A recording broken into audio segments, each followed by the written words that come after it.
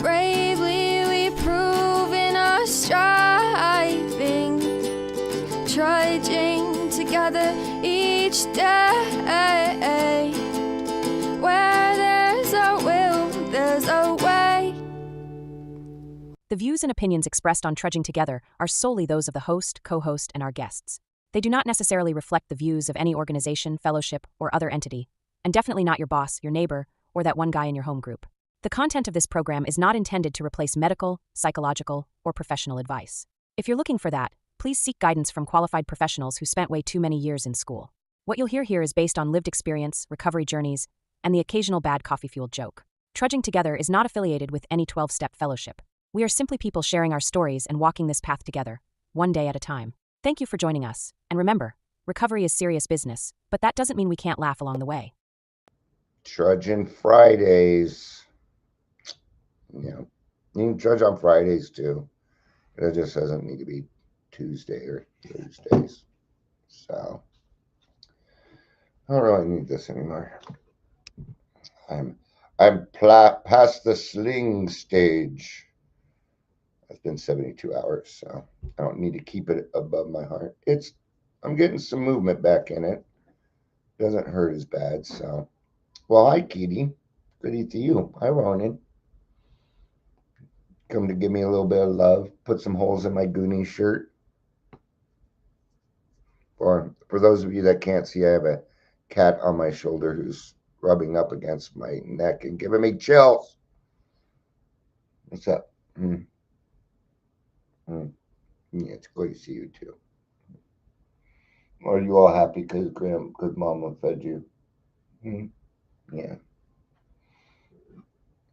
My wife's having to do a lot of stuff because I can't do it. So even every night I had to help, and she had to help me do my hair. Okay, dude. All right, you're a distraction. He's like, I'm trying to be a distraction, Dad. Gosh. I was gonna try and get in my lap. I don't think they understand that I'm injured at the moment. I've been able to give as much love to them as I would like. Yes, buddy. Okay. All right. At the car wash. At the car wash, baby. Yeah. Temptations, I think. Saying car wash. Hi, Amber. Who's at the car wash? I have a power washer, so every now and again I just go out there with that. Get it clean. Clean that sucker up. So yeah, so I talked about it a little bit yesterday that there was somebody that I'd helped that had 90 days and it gave me a call this morning and I had to talk to her and she's not the person I dropped off. Yeah, it was neat. She was crying because she's so happy. Got a sponsor, got a job. She's doing a lot of service work. Yeah. The big deal was her sister is talking to her again, and she sent a couple of pictures of her kids for Christmas. Hey, you get to, and what is she doing? Well, she's breaking generational curses. And that's what we're going to be talking about today. Breaking those generational curses. Your place in all of this. Because I've found when it comes to breaking generational curses that it's usually the black sheep of the family. Yeah. So, but before we start that,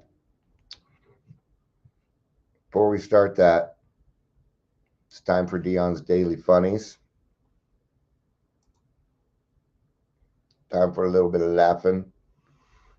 Jokes guaranteed to make you go, whatever, Dion, whatever.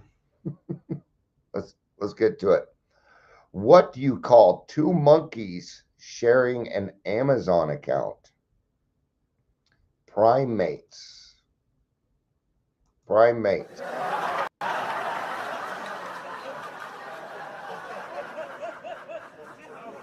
What do birds give out on Halloween? Tweets. Tweet, tweet, tweet. All little birds down on Jaybird Street sing their song, going tweet, tweet, tweet, rockin' robin. Tweet, tweet, tweet, tweet. All right, rockin' robin, tweet. A lot of stemming in 60s songs. All right.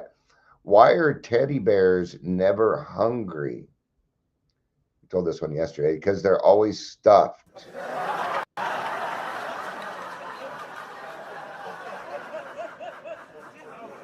What event do spiders attend? Webbings. Webbings. Webbings.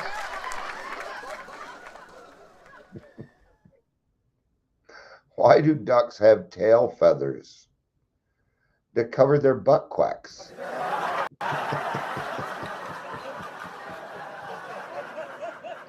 That was a good one. I'm going to save that one for my grandkids. To cover their butt quacks. Why did the daddy rabbit go to the barber? He had a lot of little hairs. Yeah. Amber says, normally Scott power washes it, but for me, he's slacking. Well, you're a Virgo. Nobody's ever going to do it like you do it, Amber. No. In fact, I remember I went out to go see my grandma. My grandma had written me a letter, and her dying wish was that I got sober. I'll have to read that letter again soon. So I went out to see her. I was a few months sober, and this would be a time when I would stay sober. So I was able to give her a dying wish. But while I was out there, I was talking to my mom how the kids they do not clean the kitchen like I want. Right? And she told me, she's like, Dan, you're going to have to be okay with 80%. So let them do 80% of it, and then you can go back with your perfectionist Virgo mind. Right? People love it when I clean their kitchen. You're like, holy shit. Except if I went and cleaned Amber, she'd be like, yeah, that's about the specification. That's it. You were close. You got me to 98%. Virgos are weird that way. We're kind of like that. Welcome to Daily Trudge. My name is Dion. I'm your host. You may call me the Podfather if you want, but I don't even really care anymore. If you're here, please say hello, whether you're watching the live or the rewatch. I came up with kind of a cool idea earlier. What if we had like a puppet show around recovery? I think that would be so cool. I brought it up to Amber. She's like, Bill and Bob puppets. And I'm like, oh yeah, that would be so cool. I have no idea how to go about that, but it'd be kind of cool to have like a little YouTube channel that covers recovery, but it's with puppets. That'd be a lot of fun. It would, because I have a lot of different voices. Anyway,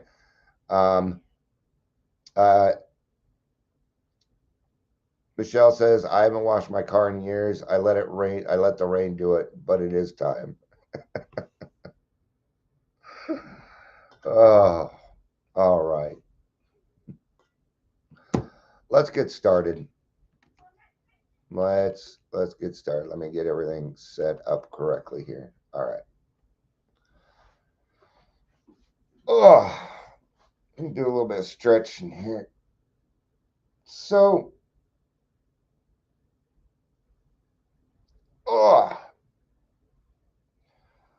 generational curses. And what are they? Well, they're just bad habits being passed on from one generation to the next. Okay.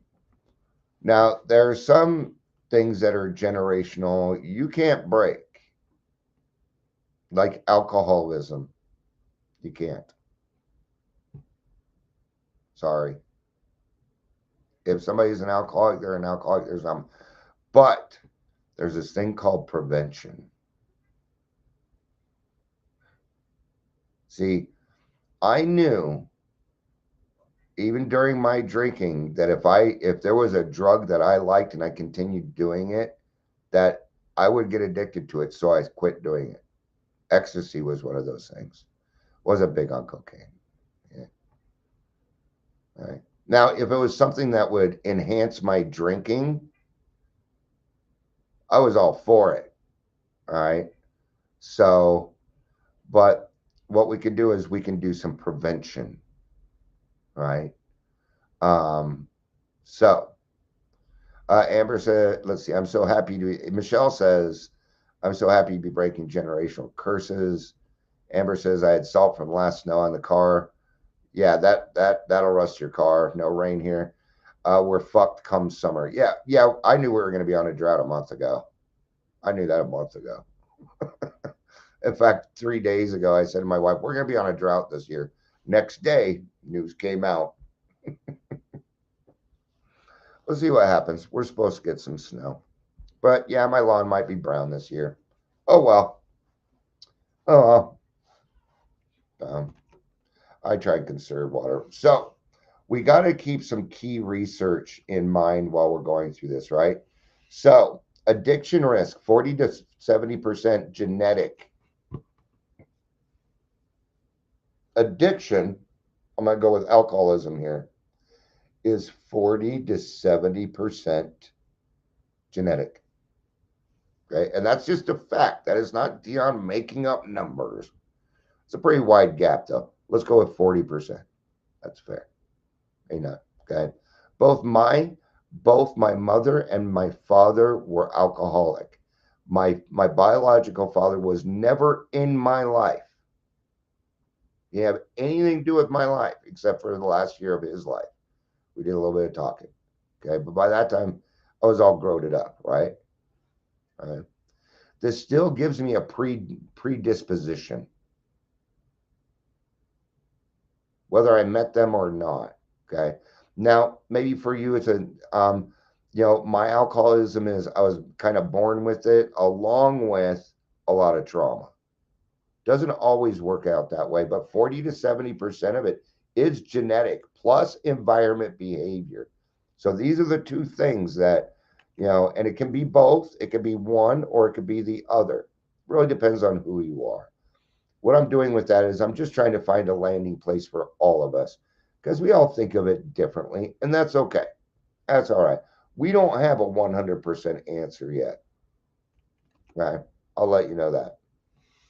So family substance use strongly predicts the next generation's use. Right? So children are more likely to struggle when addiction spans generations. It even happened in Bill's story. He says it right in the beginning of Bill's story right here. Right?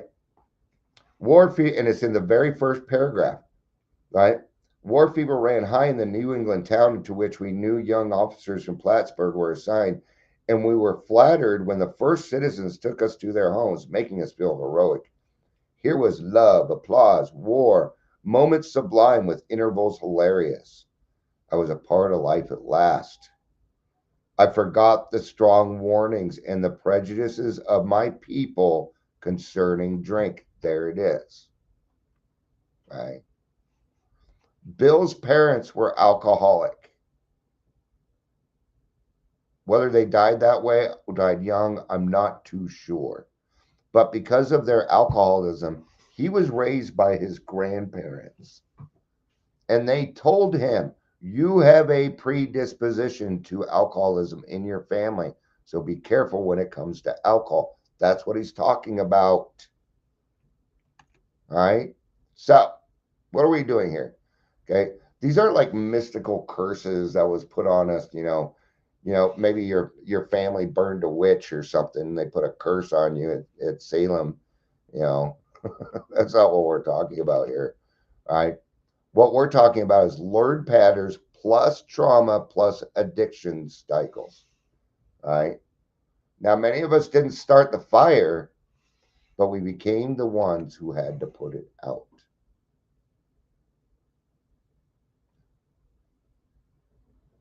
Now, not sure. Yeah, I might get into this. I'm not sure.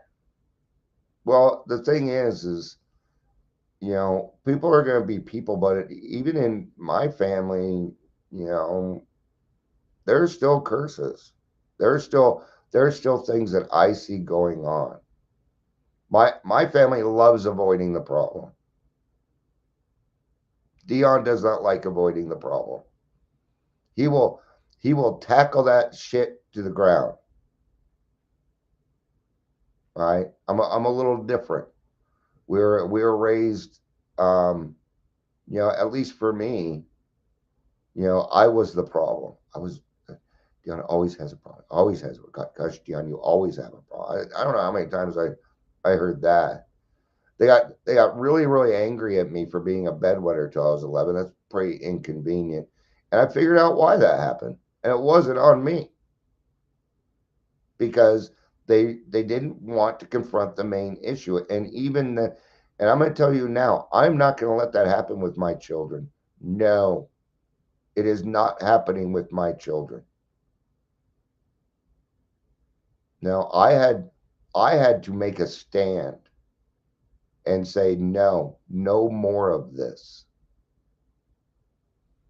And when my little brother said last year, hey, I kind of want to be a part of everybody's lives, I'm like, you don't get to just jump in. You've got to put some proof in the pudding. He was talking about my children. Well, it's not if you're working a program. No, I don't want you influencing my children. I'm sorry. Okay. But that's not up to me. He has their phone numbers. They're adults.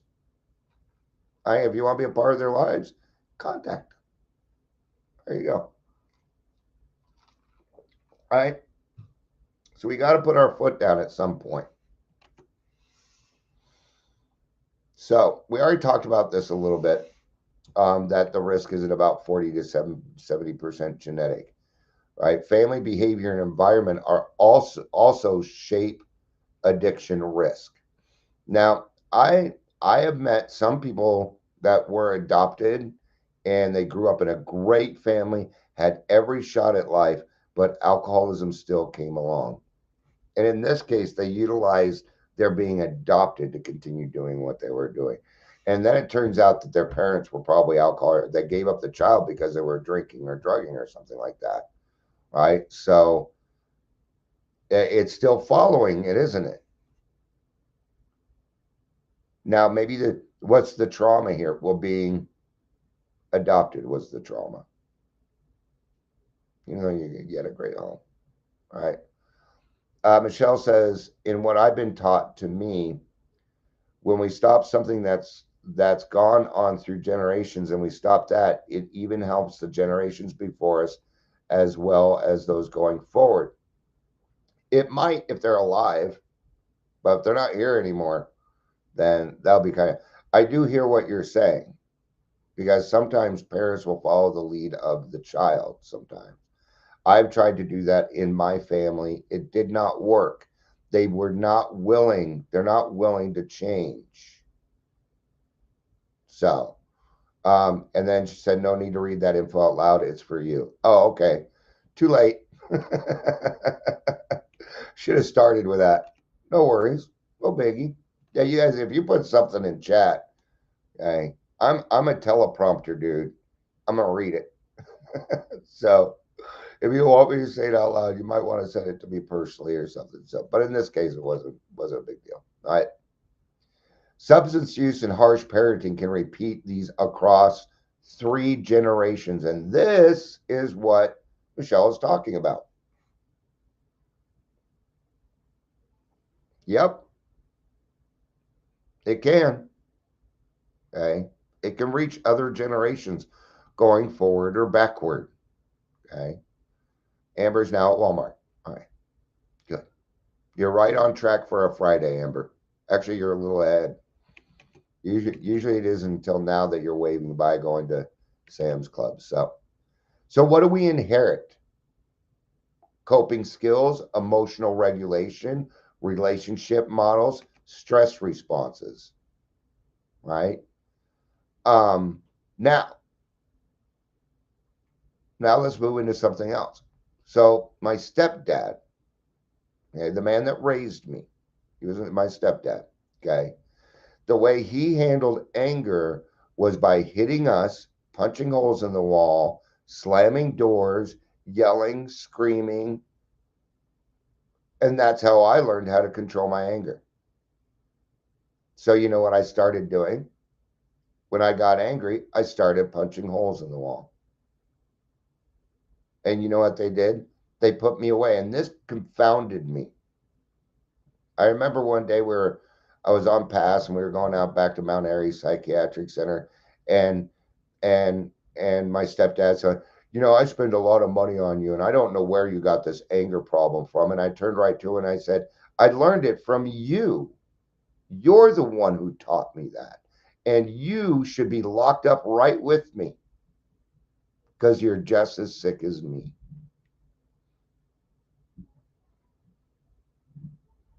That was at 15, 14, 15. I've always been kind of tuned in. Be about 6 months later that he pushed me for the last time because I started pushing back. I don't like it when you push back. Okay. Now, what was that? He was taught that. He was taught that by his parents. Okay. Now, I never saw my grandfather on that side of the family really get angry like him. But I tell you now that you treat your grandkids differently than your kids. Okay. Now I know he was hiding it. He was just keeping it away from us. He didn't want us to, the grandkids, to know the truth that he beat his kids. Maybe he felt bad about it. Why? Because he was taught that. He was taught that, right? Right. Yeah, Michelle. She says, "Holy shit!" He asked you where you got it from. It's denial comes in all sorts of forms. Yeah, I will tell you this. He ended up going to therapy for his anger problem. I'm going to give him that. Yeah, he went and tried and changed. Yeah, I can still see it, doesn't it? Right. So we inherited coping tools, not recovery tools. Right. Now, my mom did go into recovery when I was 14, and some of those recovery tools started coming out. Yeah, started to work for her. And it was because of that that I ended up going to Alateen, which prevented me from doing harder drugs. See how that worked? I was given recovery tools, and I utilized them as I got older because I knew that if I did some of these drugs, especially ecstasy, man, I loved it. I remember the last time I took it. I'm like, Dion, enjoy it now because this is the last time.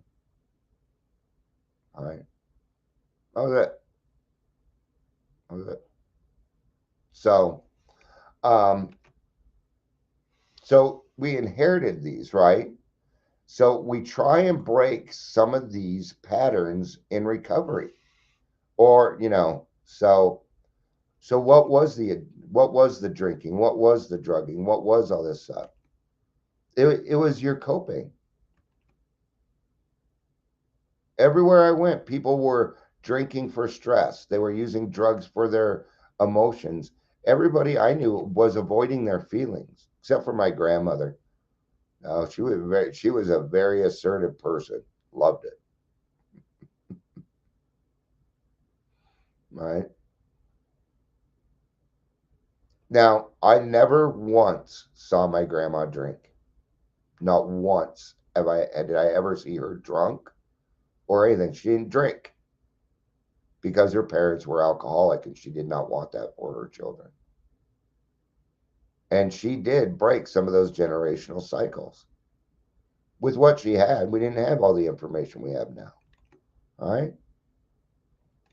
I tell you now, there's nothing in this world that would make me shine a bad light on my grandma. Nope. Nope. Her and I are like two peas in a pod, man. So, a parental substance abuse predicts the child's substance use. Okay. We break the cycle of numbing the pain. Okay. Now, if you had brothers and sisters and maybe some of them don't drink like you do it, they're still avoiding though. They're just utilizing other things, maybe the gym, work, especially if they're the oldest child. They work and work and work all that. And they are probably kind of successful too. Yeah. And miserable. They probably go to church. They probably go to church every Sunday. But outside of Sunday, they don't act like a good Christian. Yeah. Especially, okay. Now, I'm going to tell you another thing. Every single person in the family talks to the black sheep differently than they talk to everybody else, especially if there's no one else around. Oh, then they really like to, say what they want to say. So what happens when somebody like you or me and the black sheep of the family decides they're not going to do that anymore? Well, when they don't have a beating pole anymore, they're either going to find somebody else or they're going to change. All right. So we are breaking the cycle of numbing the pain. And what is the best way for me to do this? With my actions. By being a good example. All right. When it comes to sponsees, I never ask a sponsee to do something that I haven't already done or I'm not currently doing. If we're going to do that, then what we're going to do is we're going to sit down together. We're going to go through it together and experience it for the first time together. All right. Little finger stretching. I keep forgetting to do my stretches. Stretching. All right. Childhood trauma strongly increases addiction risk. And sometimes you don't need the predisposition for this part to happen. There are a lot of people in AA who grew up in a great family home. There's no alcoholism going through it. But because of the trauma that happened to them as a child, they became an alcoholic. That absolutely. Now, when you have somebody who has a predisposition and then you pile trauma on it, you're going to end up with an alcoholic. You are. Yes. 100% chance you're going that route. Unless something comes along to interfere with that. But the problem is then you attract kind of what you are. So there's not going to be anybody that's going to come along to save you. They might try, but they're not going to be able to do it. All right. So, what are some of the generational curses that we are getting rid of? And what I'm going to do is actually, I'm going to go back to this because this had a much better.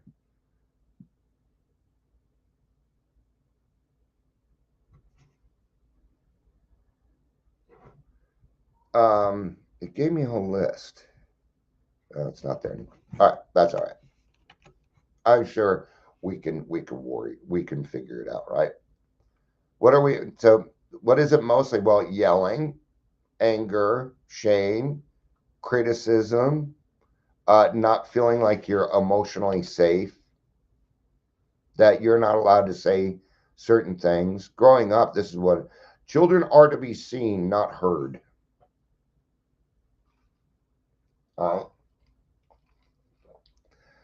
Sometimes I would go tell my parents something that I wanted to do with my life, and they laughed at me and called me gay. Yeah. I wanted to start taking tap dancing when I was a kid. Always loved tap dancing. All right. Goes right along with my ADHD. I would have loved it. And even to this day, I wish I would have learned how to tap dance. Yeah. But they made fun of me, so I didn't seek that dream. All right. I never felt secure in the house. But I didn't know any better. I thought that was security. But it turned out what it was abuse. Yeah. Holding space for each other, listening. When it comes to my grandkids, they're kids. And you know what? They do stupid stuff sometimes. They don't always do the right thing. It's all right. It's all right. Now, when I talk to them, they are not in trouble with me. And I make that very clear because with this voice, you always feel like you're in trouble. All right. I tell them now, even the last time we talked to them, I was sleeping, they were making noise. There's a rule, you're quiet till 10 o'clock. Okay. And, they're the older ones. So we were talking about that. I'm like, now, and I explained why though. I'm like, Grandpa has nightmares. And when he wakes up suddenly, sometimes he's not in the best mood. And I try and change that. Right. Now, you're not in trouble, but what does Grandpa want? And they both said it, change. I said, that was good enough for me. We don't get in trouble around here, do we? We just change, huh? They're like, yep. There it is. Beautiful. See? I have to yell. I have to scream. I just explained it to them. Yeah. And they changed it.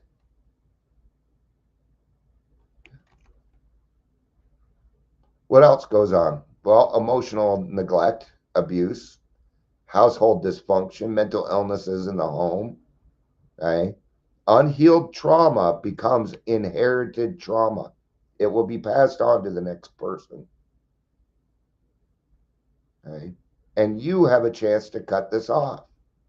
Right? So we've been talking a lot here. Okay. The harsh criticism. How about the family secrets? That's the one that drives me nuts. I've heard a lot of stories, and in my family, nobody has done anything so horrendous that it cannot be forgiven. Nope. But we have to talk about it for that to happen. And that's the part they're not willing to do. The last time we had a family meeting was in 1986. You out of here? Yeah, love you, bye. Right. And I was on pass from Arapahoe shelter. And this was our last family meeting. Now keep in mind, I didn't live at the house. I lived in group homes. I was over at my friend Mike's house. They're like, hey Dion, come back to the house. We need to talk to you and all the kids about something. And I kind of already knew. See, I've been around AA, I've been listening to treatment. And I knew. Well, I knew what was coming up. Right? Because my mom was changing, but my stepdad was the same person. And he wasn't going to Al Anon meetings like they suggested that he did. He didn't want to do that. He decided he didn't want to change. Well, when you have an alcoholic that changes and a codependent that doesn't, they usually go their separate ways. When you have a codependent that gets better, the alcoholic doesn't. So a lot of times the codependent will leave. So we sit down and they're like, and they say, okay, we're going to get separated. I was thinking to myself, why are you even bothering with the separation? And Wendell's going to move out and this is the reason why my older brother will no longer have a family meeting. Because the last family meeting, the parents broke up. Selfish. That's how I'm like, that is so selfish. All right. Well, now that we're a functioning, happy family, they go around to all the kids and people are crying. Right. And it comes to me and I said, you two have been miserable for years. I don't think you belong together. I think you can both do better.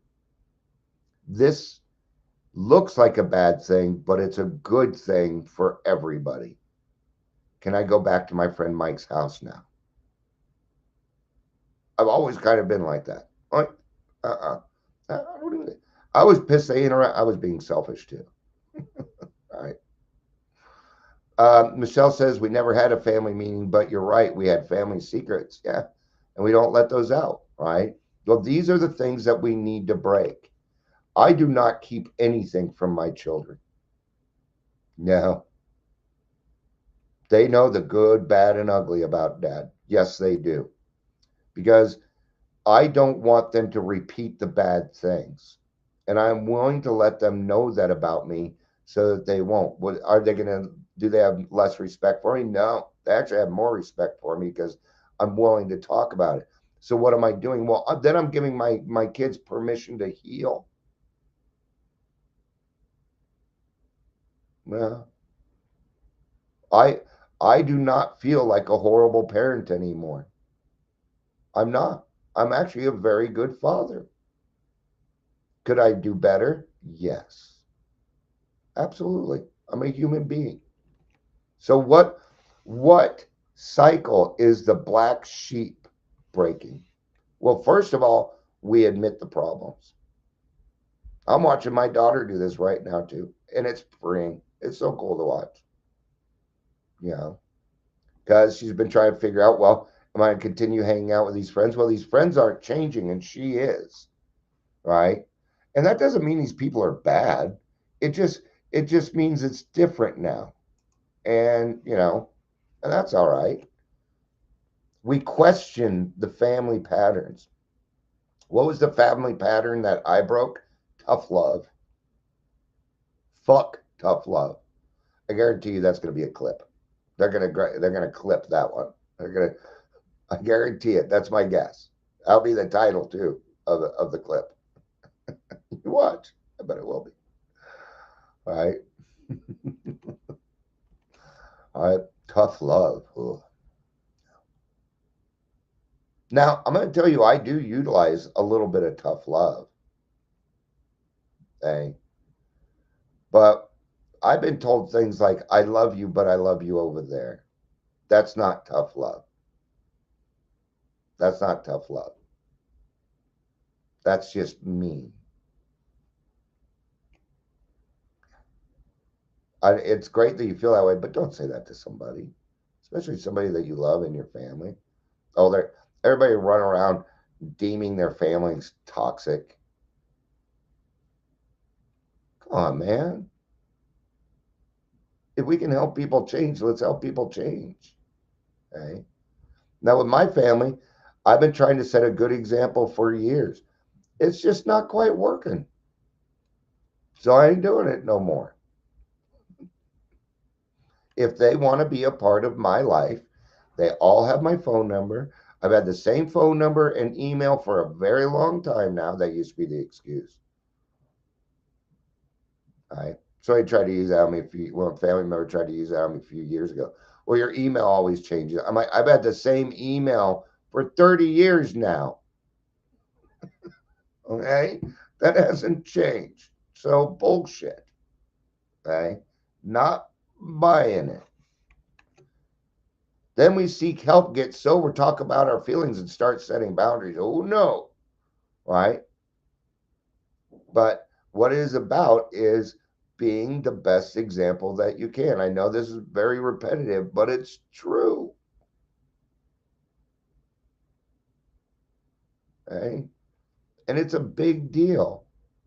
Don't you want your kids to have a better life than you did? Even if you had a great life, don't you still, there's some parts where you want it to be better for them, right? Yeah, absolutely. Okay. So what does that mean? It means we don't need to yell at our kids. We don't need to scream at our kids. Well, maybe sometimes we do. Well, if they're getting ready to run off a cliff, I think yelling at your kid to make them stop is perfectly legitimate. So, awareness and intervention can stop generational addiction cycles. Awareness and prevention. And a lot of people don't even know what prevention is.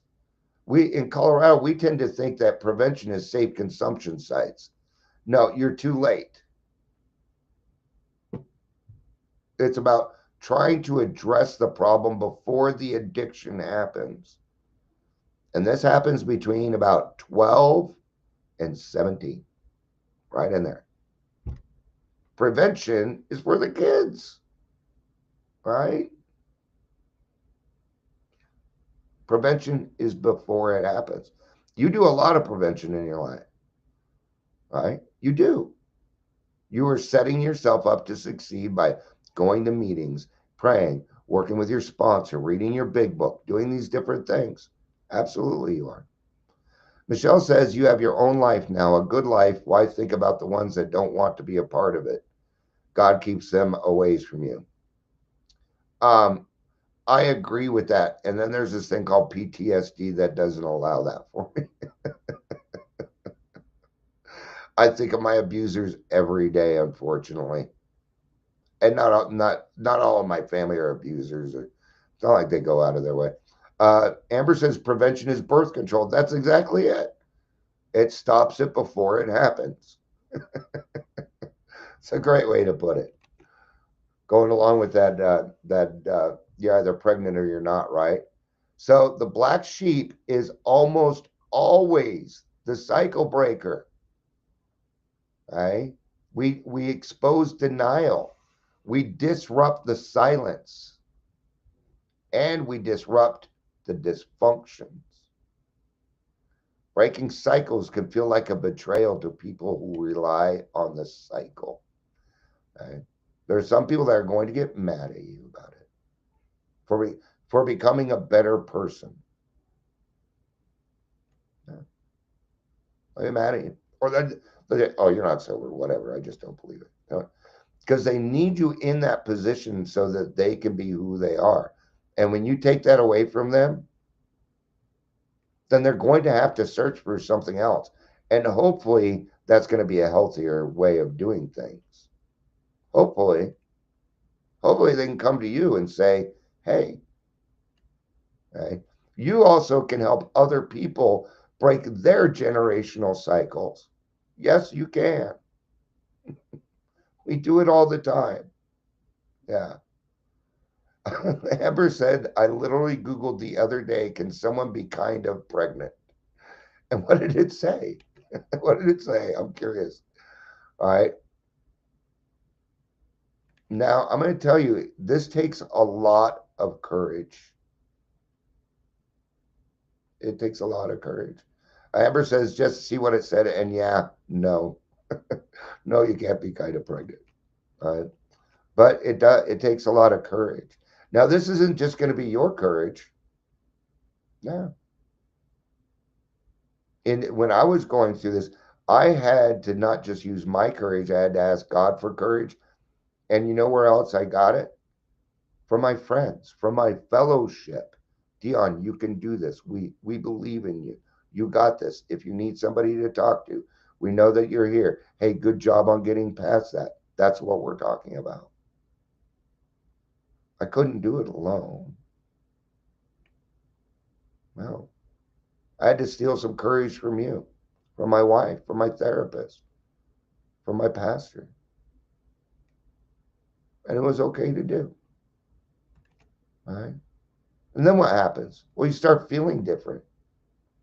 You don't continue worrying about being misunderstood anymore because you understand that it's better to understand than to be understood. Because you get it now. All right. And then those setting of healthy boundaries, right? Doing therapy, recovery work, and learning new emotional skills. Just doing it a little different. You're going to be angry. It's what you do with it. And you're changing that. Good job. All right. Breaking generational patterns isn't comfortable at all, but is very courageous. All right. So what have you done? Well, you've created a new legacy. Good job. Creating a new legacy for the family. Okay. So we can take those generational curses and we turn them into generational assets. Yeah. You can change that. You can change that. Now, let's remember, not everybody in your family is your family, and not everybody that's outside of your family isn't necessarily not family. All right? Not Yeah, I am not fully related to anyone, actually. None of my brothers and sisters have the same father as me. Well, that's not true.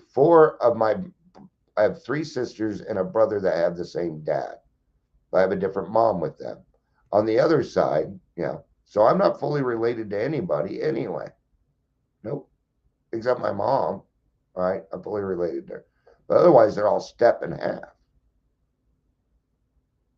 Did you know that Miller is not even my real last name? I grew up with the last name Bates. Okay, and until I got a little bit older. Okay, but my last name's always been Miller.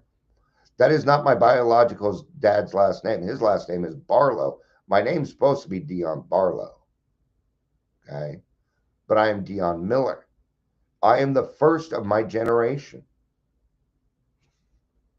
That's a big deal for me. So, what legacy are we setting? Emotional safety. I want my kids to be able to come to me and say, Dad, you kind of did this and it hurt. We didn't. I want them to be able to do that.